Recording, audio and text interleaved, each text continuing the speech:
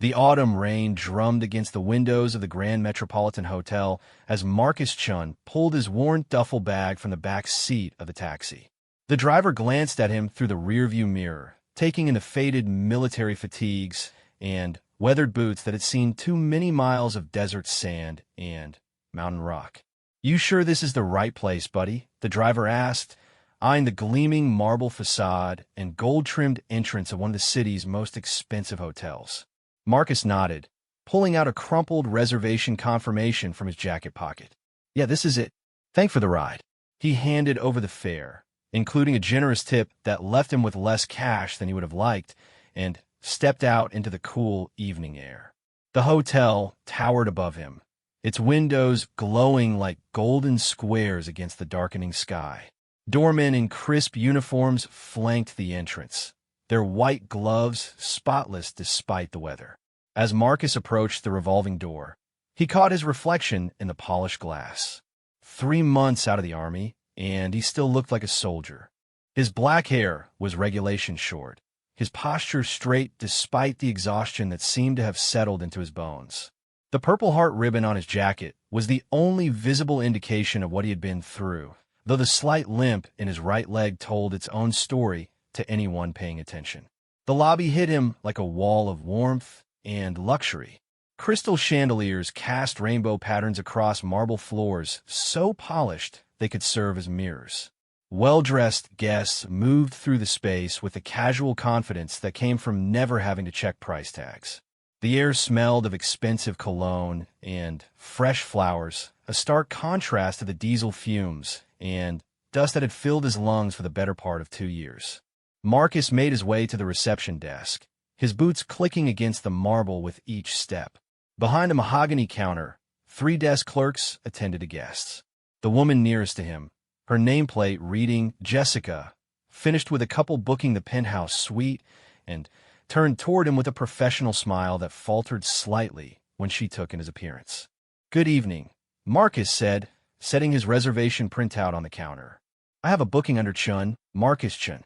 Jessica's eyes flicked from the paper to his face, then down to his military fatigues, and back up again. The smile became more forced, less genuine. "1 moment, please," she said, her fingers dancing across the computer keyboard with practiced efficiency.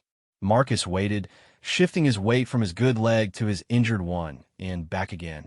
Around him, the lobby buzzed with quiet conversation and the soft tinkling of expensive jewelry. A woman in a fur coat laughed at something her companion said, the sound echoing off the high ceiling. "I'm sorry," Jessica said finally, her voice taking on a tone that suggested she wasn't really sorry at all. "I'm not seeing a reservation under that name." Marcus frowned and leaned forward slightly. "That's impossible. I booked this room 3 weeks ago. I have the confirmation number right here." He pointed to the document on the counter. Jessica glanced at it dismissively. "Sir, I've checked our system thoroughly. There's no record of a booking under Chun." She paused, her eyes taking in his appearance once more. "Perhaps you've confused us with another establishment.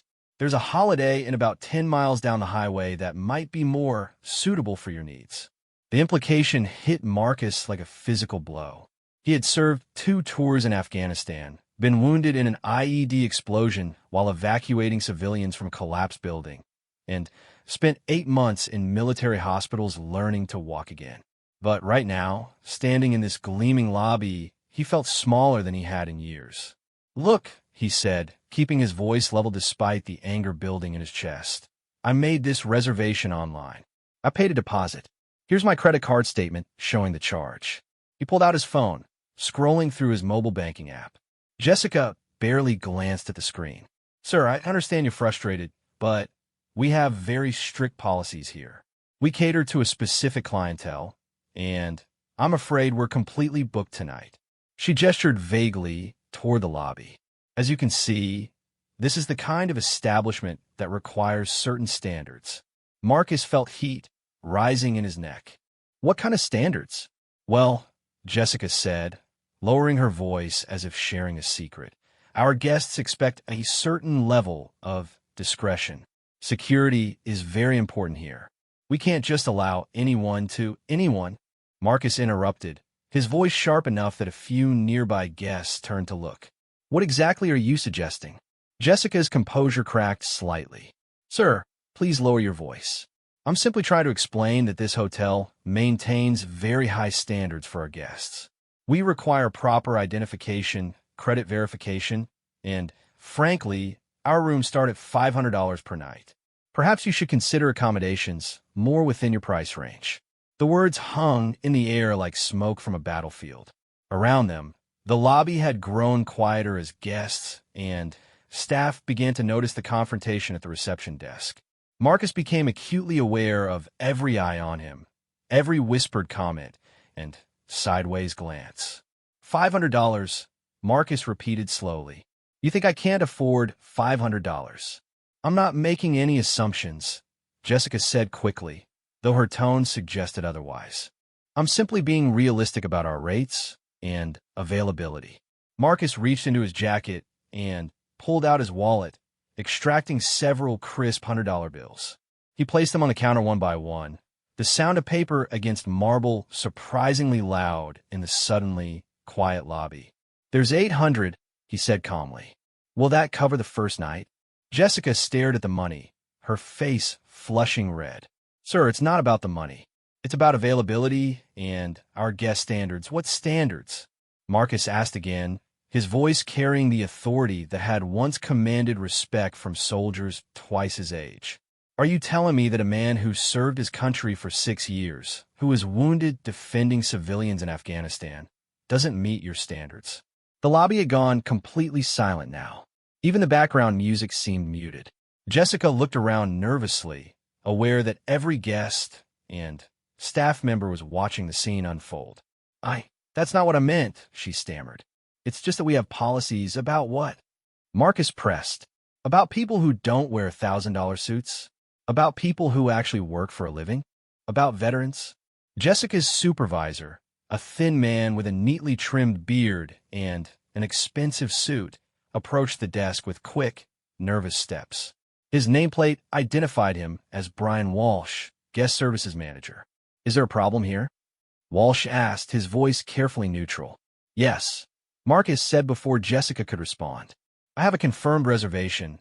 I'm willing to pay cash up front, and your desk clerk seems to think I don't belong here." Walsh glanced at Jessica, who was now looking distinctly uncomfortable. "I'm sure there's been a misunderstanding. Jessica is one of our most experienced clerks. She told me to try the Holiday Inn," Marcus said flatly. "She said this place has standards and that I should find somewhere more suitable for my needs." Walsh's face went pale. Around them, the murmur of disapproving voices was growing louder. Marcus could hear fragments of conversation. "Disgraceful treatment. Serve his country. How dare they?" "Perhaps we could discuss this privately," Walsh suggested, gesturing toward a small office behind the reception area. "No," Marcus said firmly. "We can discuss it right here. I want to know exactly what your hotel's policy is regarding veterans. I want to know if my service record disqualifies me from staying here. I want to know if the uniform I wore to defend this country makes me unwelcome in this establishment." Walsh looked around desperately as more guests gathered to watch the confrontation. An elderly man in an expensive overcoat stepped forward from the crowd. "Excuse me," the man said, his voice carrying the weight of authority and age. "I couldn't help but overhear. Did I understand correctly that you're refusing service to this young man?" Walsh turned to face the newcomer, recognizing him immediately as one of their most valued regular guests. "Mr. Harrison, please. This is just a simple misunderstanding." "It doesn't sound simple to me," Harrison replied, his steely gray eyes fixed on Walsh. "It sounds like discrimination. This young man served our country, and your staff is treating him like a criminal." More voices joined the chorus of disapproval. A woman in pearls and designer clothing shook her head in disgust. "This is absolutely shameful," she declared loudly enough for everyone to hear. "My husband is a Marine veteran, and if this is how you treat our servicemen, I'll be taking my business elsewhere." Walsh was beginning to sweat despite the lobby's perfect climate control. "Please, everyone, I'm sure we can resolve this quickly. The resolution is simple," Harrison said firmly. Give this young man the room he reserved and treat him with the respect he's earned. Jessica had retreated to the far end of the reception desk, her face bright red with embarrassment. Walsh looked between Marcus, the growing crowd of angry guests, and the reservation computer with the desperation of a man whose career was circling the drain. "Of course," Walsh said finally, his voice barely above a whisper. "Jessica, please check the reservation system again." Jessica returned reluctantly to her computer, her fingers trembling slightly as she typed. The lobby held its collective breath as she scrolled through screens, her face growing more mortified with each passing second. I found it," she said quietly. "Marcus Chun, 2 nights, Premium King Suite. Paid deposit 3 weeks ago." The crowd erupted in a mixture of relief and outrage. Someone called out, "About time," while another voice shouted, "This is exactly why I don't stay at chain hotels anymore." Walsh grabbed the registration materials and began processing Marcus's check-in with the frantic efficiency of a man trying to contain a public relations disaster. "Mr. Chun, please accept our sincerest apologies for this confusion. Your suite is ready, and we'd like to offer you complimentary breakfast and access to our executive lounge as our way of making this right." Marcus looked at the key card being handed to him, then up at Walsh's sweating face, then around at the crowd of guests who had rallied to his defense. The anger was still there, burning in his chest like the shrapnel that had ended his military career, but something else was there too. A kind of validation he hadn't expected to find in a hotel lobby. "I appreciate that," he said, taking the key card, "but I think your staff could benefit from some training on how to treat all guests with respect, regardless of what they're wearing or where they come from." Walsh nodded enthusiastically. "Absolutely, Mr. Chun. I'll be personally reviewing our guest service protocols first thing tomorrow morning." As Marcus picked up his duffel bag and headed toward the elevators, Harrison fell in a step beside him. "Thank you for your service, son," the older man said quietly. "And don't let idiots like that make you feel unwelcome anywhere. You've earned the right to be treated with respect." Marcus nodded, not trusting himself to speak. As the elevator doors closed behind him, he could still hear the buzz of conversation in the lobby below, guests expressing their outrage and demanding better treatment for veterans and service members. The elevator climbed toward his floor, each ding marking another floor between him and the humiliation he had just endured. But as the numbers climbed higher, Marcus found himself thinking not about Jessica's discrimination or Walsh's panicked apologies, but about the strangers who had stepped forward to defend him. People who didn't know him, who had no obligation to help, but who had recognized an injustice and decided to act. Maybe there was more to this story than just one ignorant desk clerk. Maybe there were still people in the world who understood what service and sacrifice meant. The thought was more comforting than he had expected it to be. The elevator reached his floor with a soft chime, and Marcus stepped out into a hallway lined with artwork and fresh flowers. His room was at the end of the corridor, and as he slid the key card into the lock, he couldn't help but wonder what tomorrow would bring. He had no idea that the events of the evening were just the beginning, and that by this time tomorrow, everyone in the hotel would know his name for very different reasons. Marcus woke before dawn, as he had every day for the past 6 years. Military habits died hard, and his internal clock still operated on soldier time regardless of where he was sleeping. The hotel room was wrapped in the pre-dawn darkness, broken only by the glow of the city lights filtering through the heavy curtains. He lay still for a moment, listening to the unfamiliar sounds of a luxury hotel. No diesel generators rumbling in the distance, no radio chatter from the guard posts, no boots on gravel as the next watch took their positions. Just the gentle hum of climate control and the distant whisper of traffic far below. The events of the previous evening replayed in his mind as he stared at the ceiling. Jessica's dismissive tone, Walsh's panicked apologies, the crowd of strangers who had defended him. It had been 3 months since his medical discharge, and he was still adjusting to civilian life. Some days were better than others. Yesterday had started as one of the bad ones. Marcus pulled himself out of bed and moved to the window, pushing back the curtains to reveal the city spreading out below him like a circuit board. The sun was just beginning to touch the horizon, painting the sky in shades of orange and pink that reminded him of the Afghan dawn he had watched from countless guard towers. His phone buzzed on the nightstand. A text from his sister Sarah in California. "Hope the job interview goes well today. Dad'll be so proud of you. Love you, little brother." The job interview. He had almost forgotten in the chaos of the previous night. Today he was meeting with Davidson Security Solutions, a private military contractor that specialized in protecting corporate executives and high-value assets. It wasn't exactly what he had envisioned for his civilian career, but it was honest work that made use of his skills and experience. Marcus showered and dressed carefully, trading his worn fatigues for a dark suit that his sister had insisted on buying him when he moved to the city. The Purple Heart ribbon went into his jacket pocket instead of on his lapel. He had learned that civilians often didn't know how to react to visible reminders of military service. And today he needed to be Marcus Chun, the security professional, not Marcus Chun, the wounded veteran.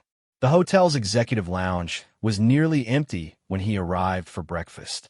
A few business travelers sat scattered among the leather chairs and polished tables, their attention focused on laptops and smartphones as they prepared for their days. Marcus helped himself to coffee and a simple breakfast, finding a table near the windows where he could watch the city wake up. He was reviewing his interview materials when a commotion near the entrance caught his attention. A woman in an expensive business suit was arguing with a lounge attendant, her voice rising with each word. "This is completely unacceptable," she was saying, waving a manila folder in the air. "I specifically requested these documents be delivered here by 7 a.m. My presentation is at 9, and without these contracts, the entire deal falls apart." The attendant, a young man who looked like he would rather be anywhere else, spread his hands helplessly. "Ma'am, I'm sorry, but I'm just responsible for the breakfast service. Package delivery isn't my department. You might try the front desk." "I've already been to the front desk," the woman snapped. "They told me to check with concierge. Concierge told me to check with the business center. The business center told me to come here. Does anyone in this hotel actually know how to do their job?" Marcus recognized the type immediately. High-powered executive, used to having problems solved instantly, probably making more in a year than he had made in his entire military career. Under normal circumstances, he would have minded his own business and let hotel staff handle their guest relations. But something about her genuine panic beneath the anger and frustration made him reconsider. He had seen that look before, in the eyes of soldiers facing an impossible mission with inadequate resources. Fear disguised as rage. Marcus stood and approached the woman, moving slowly and keeping his hands visible in a gesture of non-threat that had become second nature during his military service. "Excuse me," he said politely. "I couldn't help but over here. You're missing some important documents." The woman turned toward him, taking in his appearance with a rapid assessment of someone accustomed to sizing up strangers quickly. "Yes, and unless you're secretly the hotel manager in disguise, I don't see how you can help." Marcus smiled slightly. "I'm not the hotel manager, but I do have some experience with logistics and problem solving. What exactly happened to your documents?" The woman hesitated, then seemed to decide she had nothing to lose. "I'm supposed to be presenting to the board of directors of Richmond International at 9 a.m. The contracts I need were supposed to be couriered from my law firm's office this morning, but there's been some kind of mix-up. The courier says they delivered them, but no one here has seen them." "What's the courier company?" Marcus asked, already pulling out his phone. "Express Legal Delivery," she replied. "But I've already called them twice. They insist the package was delivered to the hotel at 6:30 this morning." Marcus dialed information and asked to be connected to Express Legal Delivery. While he waited for the call to connect, he asked, "What name was the delivery made under?" "Williams. Rebecca Williams." "Why, what are you thinking?" The courier company answered, and Marcus identified himself as a security consultant working with the hotel to resolve a delivery issue. His military bearing and authoritative tone seemed to carry weight even over the phone, and within minutes he had the delivery driver's phone number and location. Your driver says he delivered the package to the front desk at 6:30. Marcus told Rebecca after ending the call. But the desk clerk who took it has already gone off shift. Let me make another call. Rebecca watched in amazement as Marcus worked the problem with military efficiency. He called the hotel's human resources department, explained the situation, and got the home phone number of the desk clerk who had been working the morning shift. 20 minutes and 3 phone calls later, he had tracked down the missing package. It's in the hotel's general storage room, he told Rebecca. The morning desk clerk thought it was a package for the hotel manager, who also happens to be named Williams. He set it aside to deliver later and forgot to mention it when his shift ended. Rebecca stared at him. How did you do that? I've been trying to solve this for 2 hours. Marcus shrugged. Military training. You learn to break down problems into manageable pieces and work through them systematically. Plus, I spoke their language. Their language. Authority and accountability.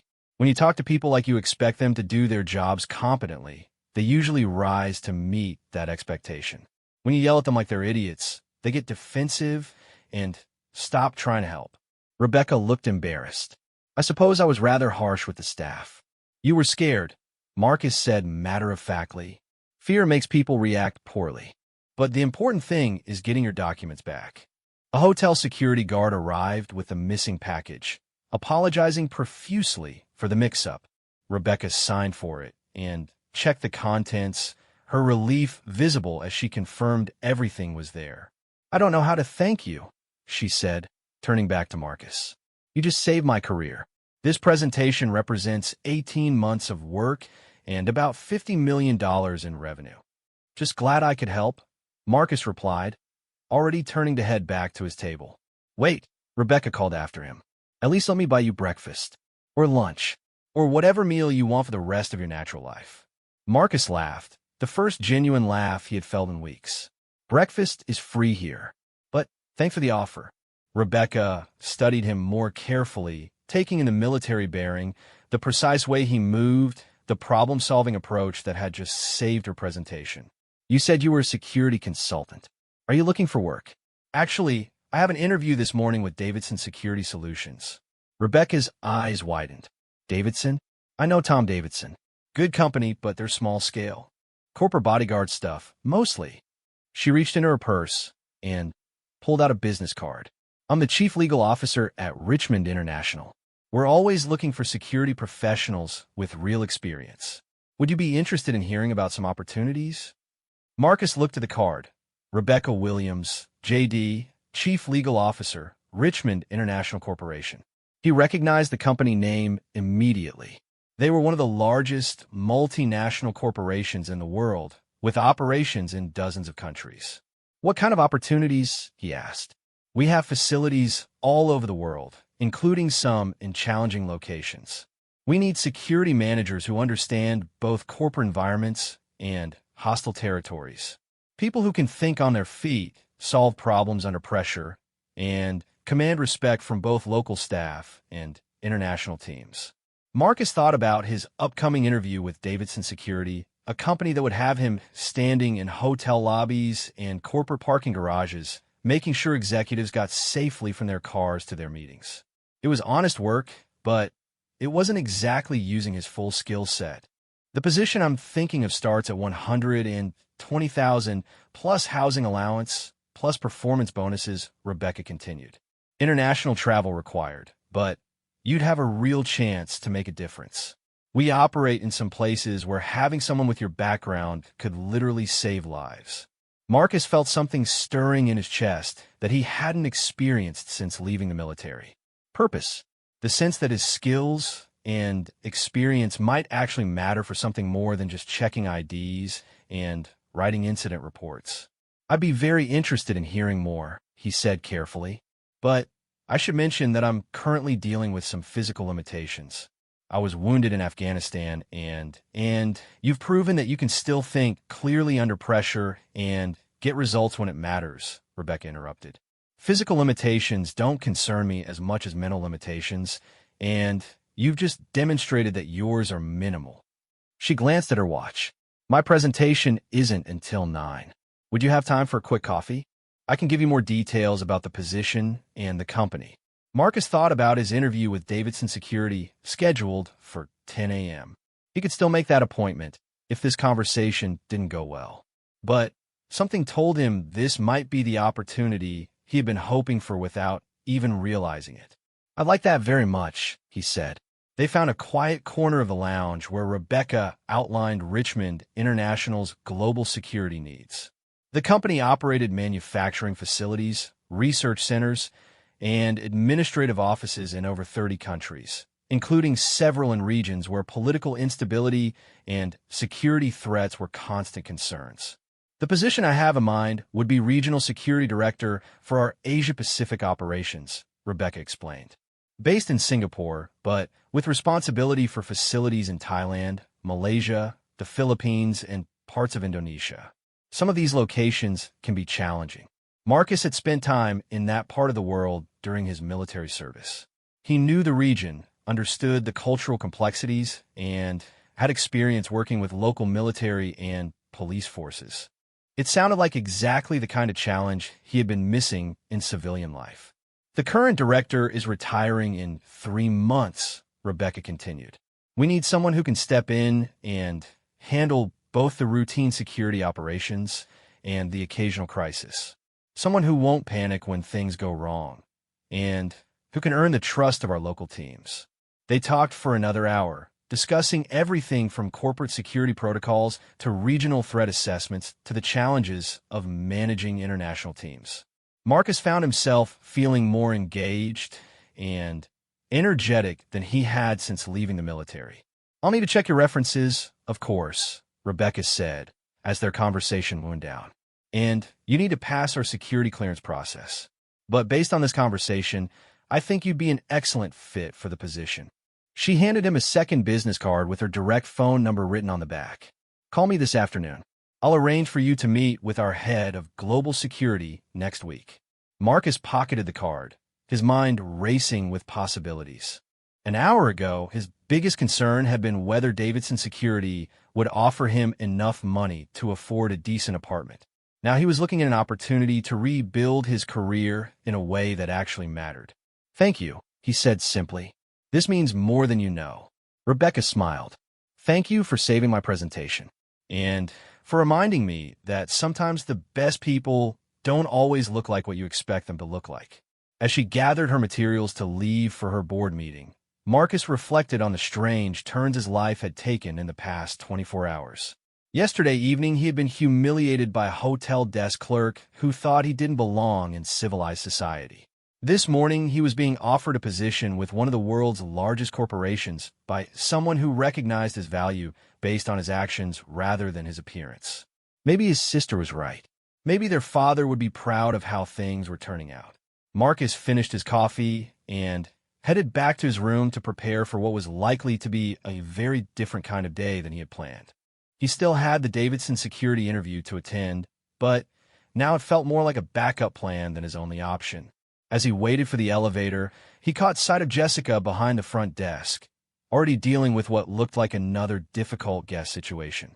She glanced up, and their eyes met for a moment across the lobby. Marcus nodded politely, and she looked away quickly, her face flushing with what might have been embarrassment or recognition.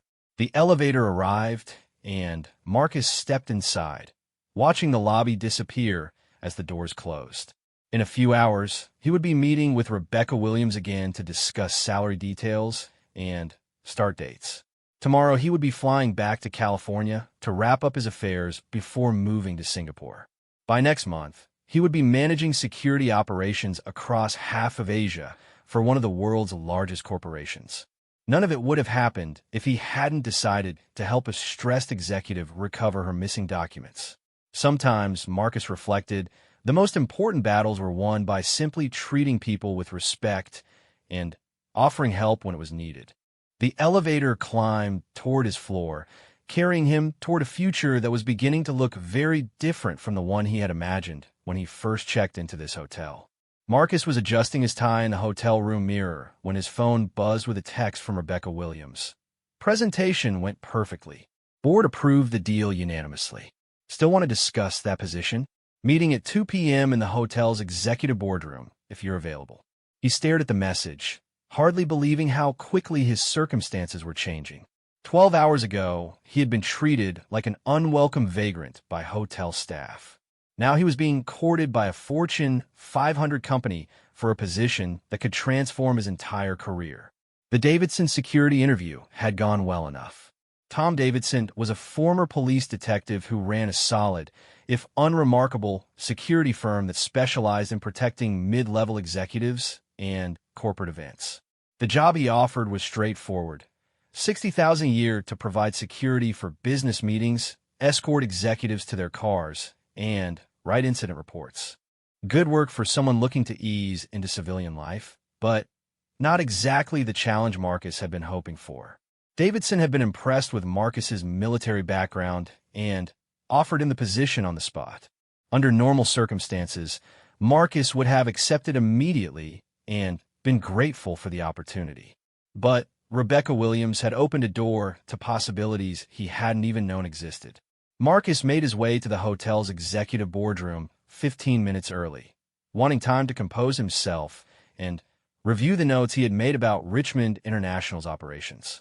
The room was elegantly appointed with a mahogany conference table that could seat 20 floor-to-ceiling windows overlooking the city and artwork that probably cost more than most people made in a year. Rebecca arrived precisely on time, accompanied by a tall man with silver hair and the bearing of someone accustomed to making important decisions. She introduced him as James Morrison, Senior Vice President of Global Security for Richmond International. Mr. Chun, Morrison said, extending his hand with a firm grip. Rebecca has told me about your assistance this morning and your background.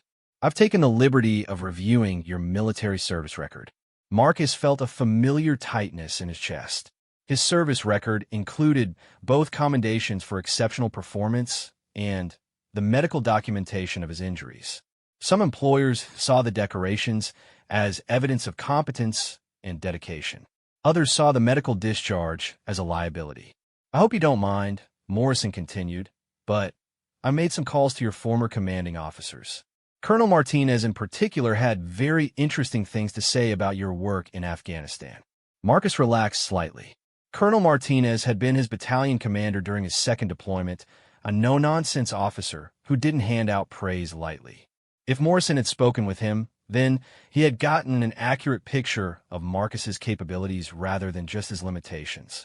Morrison gestured for them to sit at the conference table, then opened a leather portfolio filled with documents and photographs. Let me give you a clearer picture of what this position would entail. Richmond International operates in some very challenging environments, and we need security professionals who can handle complexity and ambiguity. He spread several photographs across the table showing Richmond facilities around the world. Manufacturing plants in Thailand, research centers in Malaysia, administrative offices in the Philippines. Some were located in modern business districts that looked like they could have been anywhere in the developed world. Others were clearly in more remote or politically unstable regions.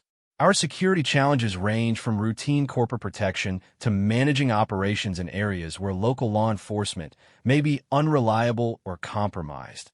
Morrison explained, we need someone who can work with local authorities when possible, work around them when necessary, and protect our people and assets regardless of the circumstances.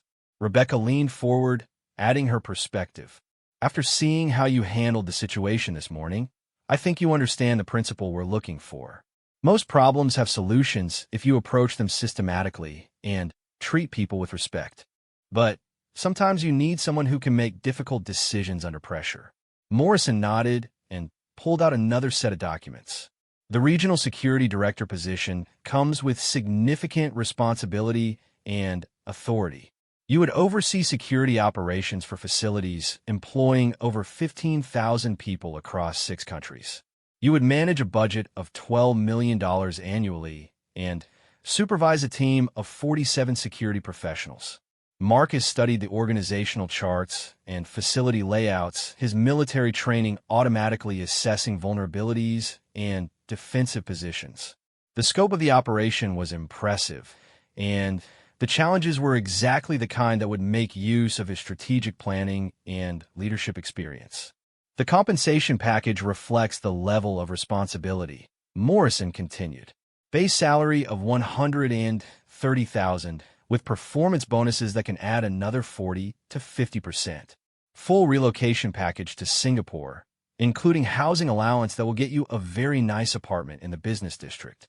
Medical coverage that includes treatment at any facility worldwide, and a retirement plan that vests immediately. Marcus did quick mental calculations. The total package was more than double what he had made as a staff sergeant, and more than triple what Davidson Security was offering. But more important than the money was the opportunity to do work that mattered in an environment that would challenge him professionally. There's some negatives you should be aware of, Morrison said, his tone becoming more serious. International travel is extensive, sometimes on short notice to deal with crisis situations. Some of our facilities are in regions where political instability creates ongoing security concerns. The job requires security clearance that involves extensive background investigations. And, frankly, the position has a high burnout rate because of the stress and responsibility involved. Rebecca added, "We've had 3 people in this role over the past 5 years. One took early retirement, one transferred to domestic operations to reduce travel, and one left the company entirely. It's not a position for someone looking for work-life balance." Marcus considered this information carefully. His personal life was already fairly minimal. No wife, no children, no significant commitments that would be disrupted by travel. His sister lived in California, and they stayed in touch by phone and email anyway. In many ways, the isolation and demanding schedule sounded appealing rather than concerning. What kind of security clearance would be required? Marcus asked. Secret level, with periodic updates. Morrison replied. Given your military background, that shouldn't be an issue. The process typically takes 6 to 8 weeks, which would give you time to wrap up your affairs here and complete our orientation program. Morrison pulled out a thick binder filled with operational reports and threat assessments. These are sanitized versions of some of the situations our security teams have handled over the past year. Nothing classified, but they'll give you a sense of the variety of challenges involved. Marcus flipped through the reports, reading accounts of everything from routine security audits to evacuating personnel during political unrest to investigating suspected industrial espionage. The work was exactly what he had been trained for in the military, but applied to corporate rather than military objectives. "I'd like you to take these materials with you," Morrison said. "Study them. Think about how you would approach these situations, and let us know if you have any questions. This is a significant career decision, and we want you to make it with full information." Rebecca checked her watch. "I have another meeting in a few minutes, but before we wrap up, I want to address something directly. This morning you helped me solve a problem that could have cost my company millions of dollars. You did it without being asked, without expecting anything in return, and with a level of professionalism that impressed everyone who witnessed it. That tells me more about your character than any resume or reference check ever could." She stood and extended her hand. "We'd very much like to have you join our team, Marcus. I think you'd find the work rewarding, and I know we'd benefit from having someone with your skills and integrity." Morrison added his own handshake. "I'll be back in Singapore next week. If you decide you're interested, I can arrange for you to visit our regional headquarters, meet the local team, and get a first-hand look at the operation. No commitment required, just an opportunity to see if it feels like a good fit." After they left, Marcus remained in the boardroom for several minutes, studying the materials they had given him and processing everything he had heard. The opportunity was almost too good to believe. Challenging work, excellent compensation, the chance to make a real difference in protecting people and corporate assets around the world. His phone buzzed with another message, this time from Tom Davidson. "Hope you're still considering our offer. The position is yours if you want it, and we could have you started by Monday." Marcus looked at Davidson's message, then at the Richmond International materials spread across the conference table. The safe choice was clear. Take the Davidson job, start immediately, build experience in civilian security work without taking significant risks. The aggressive choice was equally clear. Take a chance on Richmond International, accept greater responsibility and challenges, but potentially transform his entire career trajectory. He thought about his father, who had immigrated from Taiwan with nothing but determination and a willingness to work harder than anyone else. His father had taken risks, made sacrifices, and built a successful engineering career that had provided his family with opportunities he never could have imagined as a young man. Marcus gathered the Richmond International materials and headed back to his room to study them more thoroughly. He had until Monday to make his decision, but he was already leaning heavily toward accepting Morrison's offer. The military had taught him to assess risks and make decisions based on facts rather than fear, and the facts all pointed toward Richmond International being the better long-term opportunity. As he waited for the elevator, Marcus noticed that the lobby had changed shifts since morning. Jessica was no longer behind the front desk, replaced by an older man who nodded politely as their eyes met. The morning's confrontation seemed like something that had happened weeks ago rather than hours ago. The elevator arrived, and Marcus stepped inside, his mind already focusing on the operational reports Morrison had given him. He had 6 hours before his scheduled call with Rebecca Williams to discuss next steps, and he intended to use that time to thoroughly understand exactly what he would be signing up for. As the elevator climbed toward his floor, Marcus reflected on how dramatically his situation had changed in just one day.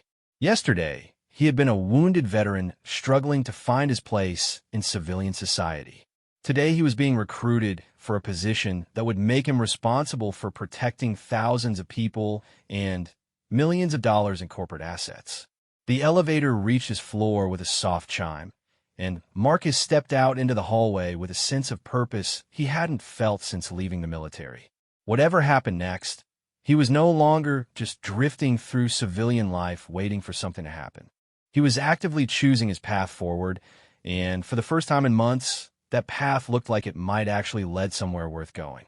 Tomorrow, he would need to make some difficult decisions about his future. Tonight, he had work to do. Marcus spent the afternoon and evening studying the Richmond International materials with the same methodical attention he had once applied to mission briefings in Afghanistan. The operational reports painted a picture of a company operating in genuinely challenging environments, where security threats range from sophisticated industrial espionage to armed robberies to political kidnappings. One report detailed the evacuation of personnel from a manufacturing facility in Thailand during civil unrest that had left the local government temporarily unable to maintain order. Another described a complex investigation into suspected theft of proprietary technology from a research center in Malaysia, involving coordination with local police, private investigators, and international law enforcement agencies. The more Marcus read, the more convinced he became that this was exactly the kind of work he wanted to be doing. The problems were complex enough to be intellectually engaging, the stakes were high enough to matter, and the international scope would allow him to use language skills and cultural knowledge he had developed during his military service. At 8 p.m., Marcus called Rebecca Williams as scheduled. She answered on the first ring, her voice carrying the satisfaction of someone who had just closed a major deal. "Marcus, I was hoping you'd call. How did your afternoon go? Have you had a chance to review the materials James gave you?" "I've read through everything twice," Marcus replied. "I have to say this scope and complexity of the operation is impressive. It's exactly the kind of challenge I've been looking for. And your thoughts on the position itself?"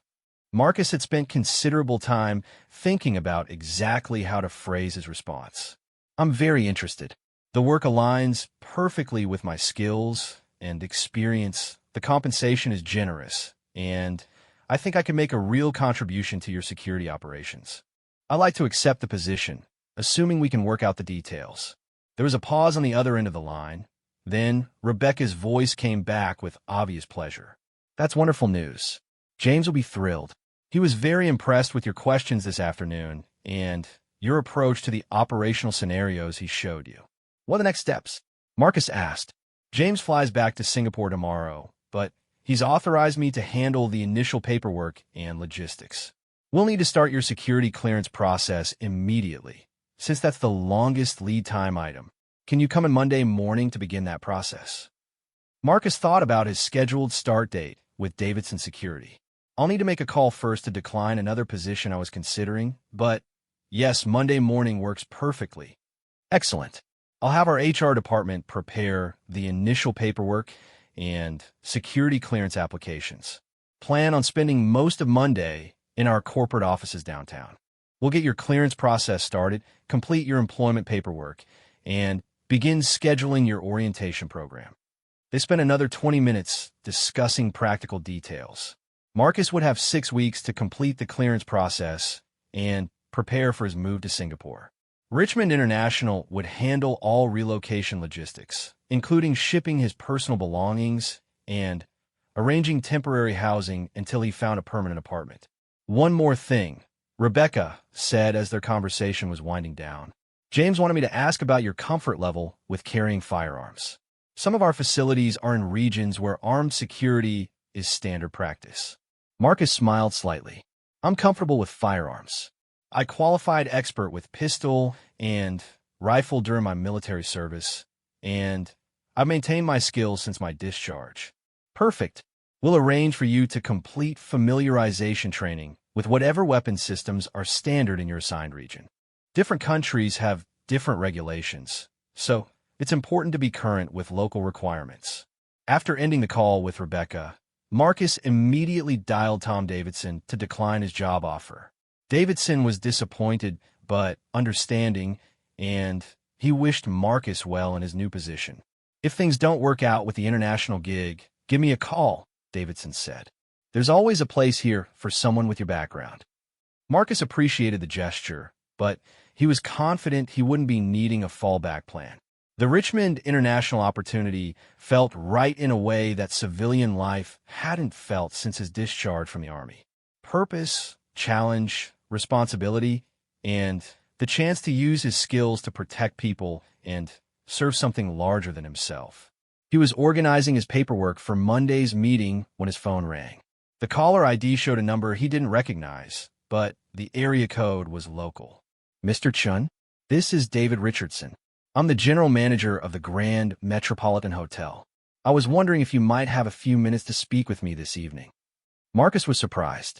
He hadn't expected to hear from hotel management, especially not the general manager personally. Of course. What can I do for you? I prefer to discuss this in person, if that's possible. Would you be available to meet me in the lobby in about 15 minutes? I promise I won't take much of your time. Curious about what the general manager might want to discuss, Marcus agreed to the meeting. He cleaned up his paperwork, straightened his clothes, and headed downstairs to the lobby. David Richardson was waiting near the concierge desk, a man in his 50s with prematurely gray hair and the bearing of someone who took his responsibilities seriously. He approached Marcus with an expression that combined professional concern with personal embarrassment. Mr. Chun, thank you for agreeing to meet with me. I wanted to personally apologize for the treatment you received yesterday evening when you checked in. What happened was completely unacceptable, and it does not reflect the standards we maintain at this hotel. Marcus appreciated the gesture, but he was genuinely puzzled by the timing. I appreciate the apology, Mr. Richardson, but the situation was resolved last night. Your guest services manager handled it appropriately once he understood what had happened. Richardson shook his head. No, Mr. Chun, it wasn't handled appropriately. A guest should never have been treated the way you were treated, regardless of their appearance or background. I've spent the day reviewing the incident and speaking with staff members who witnessed what occurred. He gestured toward a quiet seating area away from the main lobby traffic. Would you mind if we sat down for a moment? I have some information I'd like to share with you. They settled into leather chairs positioned around a low table. Richardson pulled out a tablet and opened what appeared to be a security video file. I've reviewed the security footage from last night's incident, he said, turning the tablet so Marcus could see the screen. What I saw was deeply disturbing. Jessica Morrison, the desk clerk who initially refused to honor your reservation, demonstrated behavior that was discriminatory, unprofessional, and completely contrary to our company values. The video showed the confrontation from multiple angles, capturing Jessica's dismissive attitude, her suggestion that Marcus try the Holiday Inn, and her clear reluctance to process his legitimate reservation. Watching it again, Marcus was struck by how obviously prejudiced her behavior had been. "I wanted you to know that we've taken decisive action," Richardson continued. "Jessica Morrison's employment with this hotel has been terminated, effective immediately. Additionally, we're implementing mandatory sensitivity training for all guest-facing staff, with particular emphasis on treating all guests with equal respect regardless of their appearance or background." Marcus was surprised by the severity of the hotel's response. "That seems like a very serious consequence for one incident." "Mr. Chun, this wasn't just one incident. After reviewing the situation, we discovered that Jessica had a pattern of providing substandard service to guests she deemed undesirable. We found evidence of similar treatment toward other guests, including elderly visitors, people with disabilities, and anyone whose appearance didn't meet her personal standards of what hotel guests should look like." Richardson's expression became more serious. "More importantly, several of our regular guests contacted management today to express their outrage about what they witnessed last night. Mr. Harrison, who you met during the incident, has been staying with us for 15 years. He was so upset about your treatment that he threatened to take his business elsewhere unless we took appropriate action." "I see," Marcus said, beginning to understand the broader implications of the previous night's events. "But there's more," Richardson continued. "Word about the incident has spread beyond our immediate guest community. Someone posted about it on social media, and it's been shared widely as an example of discrimination against veterans. We've received dozens of calls today from people expressing their displeasure with how you were treated." Richardson showed Marcus his tablet again, this time displaying social media posts and news articles about the incident. The story had clearly struck a nerve with people, generating hundreds of comments and shares from veterans organizations, business travelers, and ordinary citizens who were outraged by the discrimination Marcus had experienced. "The attention has been mostly negative for the hotel, which is understandable," Richardson admitted. "But what's interesting is that many people have also praised the guests who stepped forward to defend you. Mr. Harrison in particular has been portrayed as an example of how decent people should respond when they witness injustice." Marcus read through several of the social media comments, surprised by the passionate responses from complete strangers. Veterans groups were calling for boycotts of hotels that discriminated against service members. Business travelers were sharing their own stories of poor treatment based on appearance. The incident had clearly tapped into broader frustrations about discrimination and respect. "Here's why I wanted to speak with you personally," Richardson said, his tone becoming more direct. "This incident has created a significant public relations challenge for our hotel chain. But, more importantly, it's forced us to confront some systemic problems in our guest services training and corporate culture." He pulled out a formal-looking document. "I'd like to offer you a position as a consultant to help us address these issues. We need someone with your background and perspective to review our guest services protocols, train our staff on appropriate treatment of all guests, and help us develop policies that ensure something like this never happens again." Marcus looked at the consultation proposal, which outlined a 6-month contract at a substantial daily rate to work with the hotel chain on improving their guest relations training and policies. Under normal circumstances, it would have been an attractive opportunity. "Mr. Richardson, I appreciate the offer, and I'm glad the hotel is taking steps to address these problems. But I should tell you that I've just accepted a position with Richmond International that will require me to relocate to Singapore within the next few months." Richardson's eyebrows rose. "Richmond International? That's quite an opportunity. Congratulations on what I assume is a significant career advancement." "Thank you. It is exactly the kind of opportunity I've been hoping for." Richardson nodded thoughtfully. "In that case, would you consider a modified arrangement? We could structure the consultation as a remote engagement that you could handle during your transition period. The key element we need is your perspective on how to train staff to recognize and respect the service and sacrifice of veterans, regardless of how they might appear when they're traveling." Marcus considered the proposal. The timeline could work, and the project aligned with his personal interest in ensuring other veterans didn't experience the kind of discrimination he had encountered. I could probably work with you on developing training materials and policies, as long as the timeline is flexible around my other commitments. Excellent, Richardson said, looking genuinely pleased. I'll have our corporate training department contact you next week to begin developing the program. As they concluded their meeting, Richardson had one final comment. Mr. Chun, I want you to know that watching that security video was one of the most embarrassing experiences of my career in hotel management. But seeing how you handled yourself and how other guests rallied to support you was also inspiring. You turned what should have been a humiliating experience into an opportunity to demonstrate character and dignity. Marcus stood and shook Richardson's hand.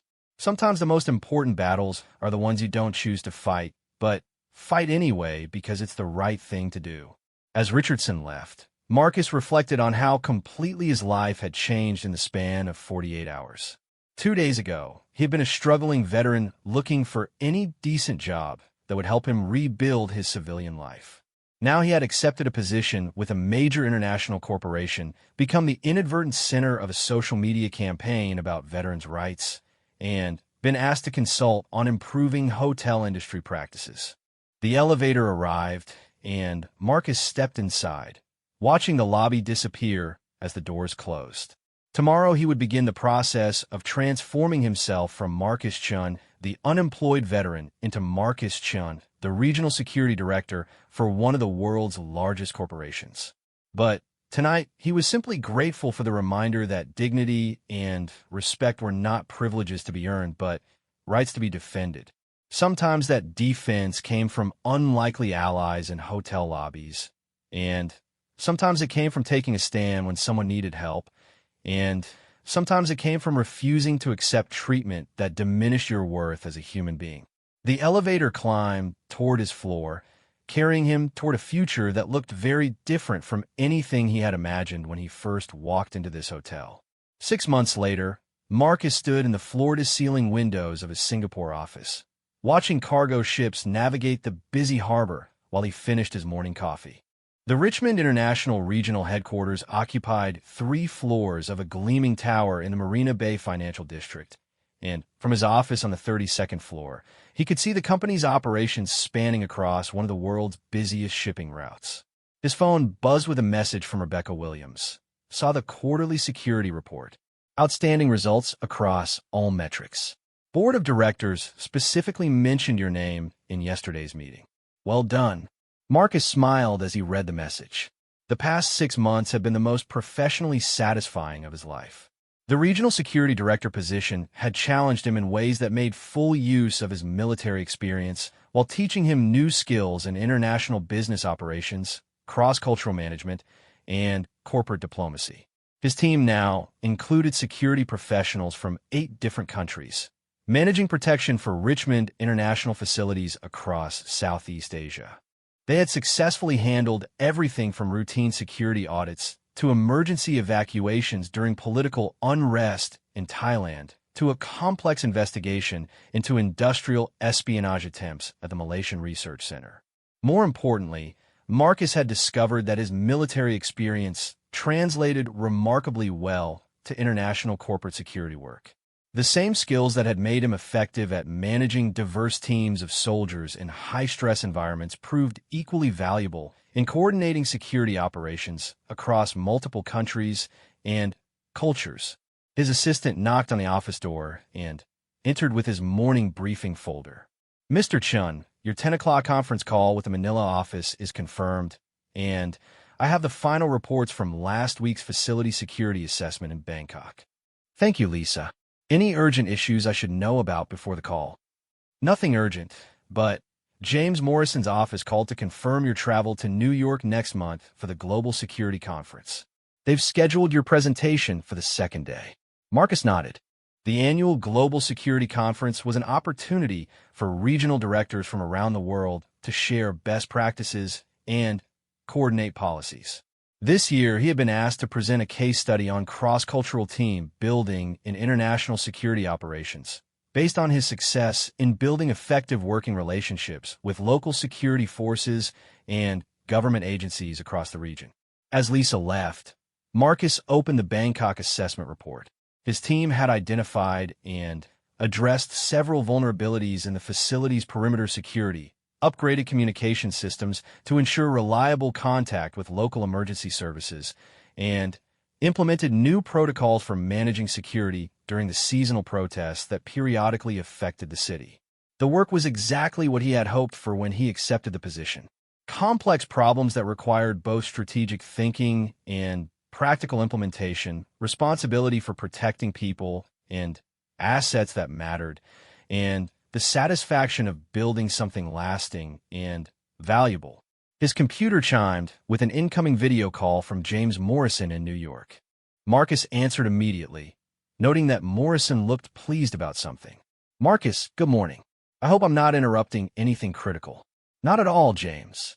Just reviewing the Bangkok assessment report. What can I do for you?" Morrison leaned forward in his chair, his expression becoming more serious. "I have some news that I wanted to share with you personally before it becomes official."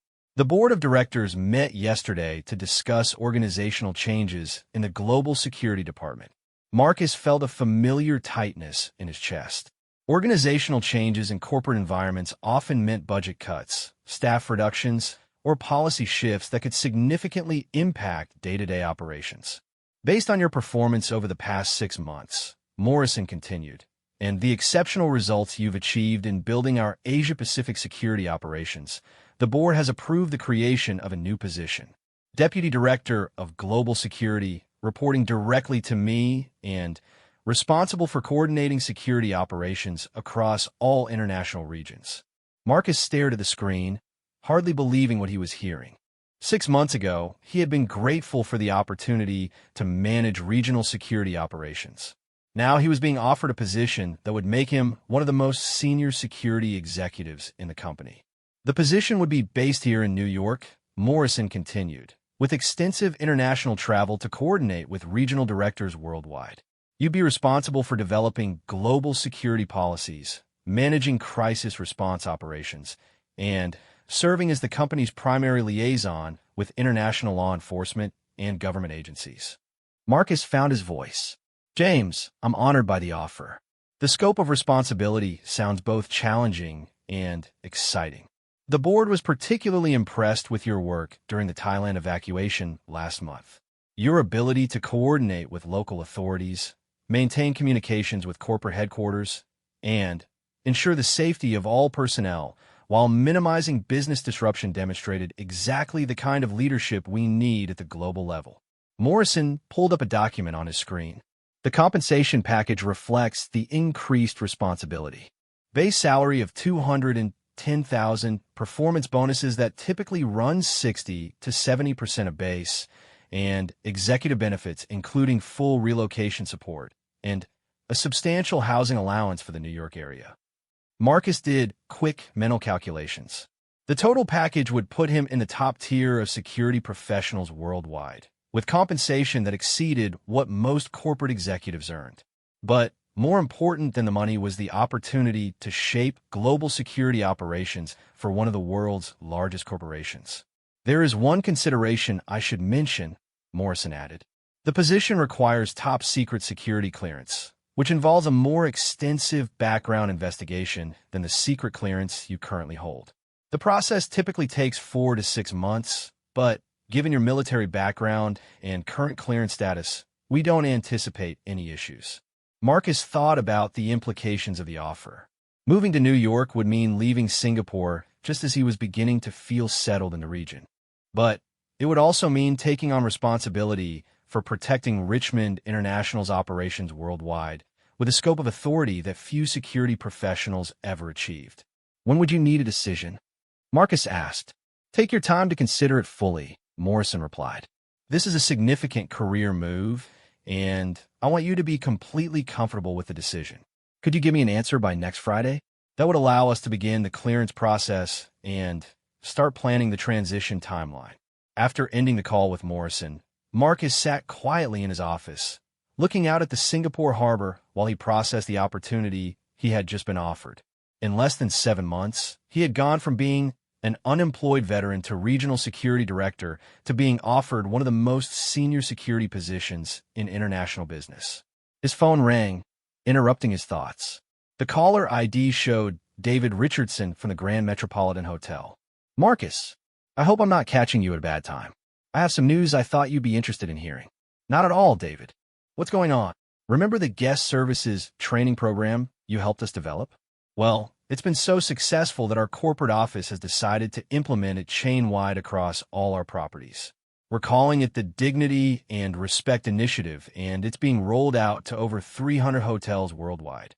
Marcus was genuinely pleased. The training program had focused on helping hotel staff recognize and appreciate the diverse backgrounds of their guests, with particular emphasis on veterans, disabled travelers, and anyone whose appearance might not immediately suggest their accomplishments or status. "That's wonderful news, David. I'm glad it's having a positive impact." "More than positive," Richardson continued enthusiastically. "Guest satisfaction scores have improved measurably at every property where the training has been implemented. More importantly, we've virtually eliminated complaints about discriminatory treatment. The program has become a model for the entire hospitality industry." Richardson paused, then continued with obvious pride in his voice. "But here's the part that I think will particularly interest you. The American Hotel and Lodging Association has asked us to present the program at their annual conference next month as an example of best practices in guest relations. They want to encourage other hotel chains to adopt similar initiatives." Marcus was impressed by how far-reaching the impact had become. What had started as a response to one discriminatory incident had evolved into an industry-wide movement toward more respectful treatment of all guests. "There's one more thing," Richardson added. "The association specifically requested that you participate in the presentation, given your role in developing the program. Would you be interested in speaking about the importance of recognizing and respecting military service members and veterans?" Marcus thought about his schedule and his pending decision about Morrison's job offer. "I'd be honored to participate. Send me the details, and I'll make it work." After ending the call with Richardson, Marcus reflected on the unexpected directions his life had taken since that evening at the Grand Metropolitan Hotel. A single incident of discrimination had led not only to significant career opportunities for him, but to systemic changes in how an entire industry treated its customers. His computer chimed with an email from his sister Sarah. "Saw the article about your hotel training program in the LA Times. Dad would be so proud of everything you've accomplished. Can't wait to hear about your latest adventures when you visit next month." Marcus opened the newspaper article Sarah had referenced. It was a feature story about veterans' experiences in civilian life, with a substantial section about his work helping hotels improve their treatment of military service members. The article included quotes from other veterans who had experienced similar discrimination, as well as praise from hospitality industry executives who had implemented training programs based on his recommendations. Reading the article, Marcus realized that his impact extended far beyond his direct professional responsibilities. The hotel training program was helping ensure that other veterans wouldn't experience the kind of humiliation he had endured. His success in transitioning from military to civilian life was serving as an example for other veterans struggling with similar challenges. Marcus pulled out his phone and dialed James Morrison's number. Morrison answered immediately, as if he had been expecting the call. "Marcus, have you had time to consider the deputy director position?" "I have, James, and I'd like to accept the offer. The opportunity to shape global security operations for Richmond International is exactly the kind of challenge I've been looking for." "Excellent news." Morrison's pleasure was obvious even over the phone. "I'll have HR begin preparing the paperwork and start your top-secret clearance process immediately. When could you begin the transition to New York?" Marcus looked around his Singapore office, taking in the harbor view and thinking about the team he had built over the past 6 months.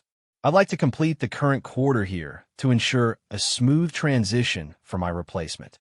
Could we target a start date in New York for early next year?" "Perfect. That gives us time to complete your clearance process and find the right person to take over the Asia-Pacific operations." Any thoughts on succession planning for your current position? Marcus had been thinking about exactly that question. I'd recommend promoting Sarah Kim from our Bangkok office. She's been my deputy for the Thailand and Myanmar operations. She has excellent relationships with local authorities, and she understands both the business requirements and the security challenges. I'll arrange for Sarah to visit New York next month so we can evaluate her for the regional director position. If she's as capable as you suggest, promoting from within would be ideal. After finalizing the details with Morrison, Marcus walked to the windows and looked out at the city that had been his home for the past 6 months. Singapore had been good to him, providing the opportunity to rebuild his confidence in civilian life and prove that his military skills translated effectively to international business operations. But New York represented the next stage of his professional development, with responsibility for protecting Richmond International's operations worldwide. It was the kind of opportunity that came along once in a career, and he was determined to make the most of it. Marcus returned to his desk and began drafting emails to his team about the pending transition. He wanted to ensure that the security operations he had built in the region would continue to function effectively after his departure, and that meant spending the next 3 months developing his successor and documenting all the relationships and procedures that made the system work. As he worked, Marcus reflected on how dramatically his life had changed since that evening at the Grand Metropolitan Hotel. A single act of discrimination had led to a chance encounter with Rebecca Williams, which had led to the opportunity with Richmond International, which had led to professional success beyond anything he had imagined possible. But more importantly, it had led to the realization that his military service had prepared him not just for combat, but for leadership, problem-solving, and building relationships with people from diverse backgrounds. The skills that had made him an effective soldier were the same skills that were making him an effective security executive. Marcus finished his emails and leaned back in his chair, satisfied with the progress he had made in planning his transition to New York. Tomorrow he would begin the process of preparing his team for his departure and ensuring continuity of operations across the region. Tonight, he would call his sister to share the news about his promotion and his move back to the United States. She would be excited about having him closer to home and proud of how far he had come from those difficult first months after his medical discharge from the Army. The sun was beginning to set over Singapore Harbor, painting the sky in shades of orange and red that reminded him of the Afghan sunsets he had watched from guard towers years ago. But unlike those sunsets, which had marked the end of long days filled with uncertainty and danger, this one marked the end of a day filled with opportunity and promise. Marcus gathered his materials and prepared to head home to his apartment overlooking the financial district. Tomorrow would bring new challenges and responsibilities, but tonight he was simply grateful for the journey that had brought him from a discriminatory hotel lobby to the executive offices of one of the world's largest corporations. Sometimes the most important battles were indeed the ones you didn't choose to fight, but fought anyway because they were the right thing to do.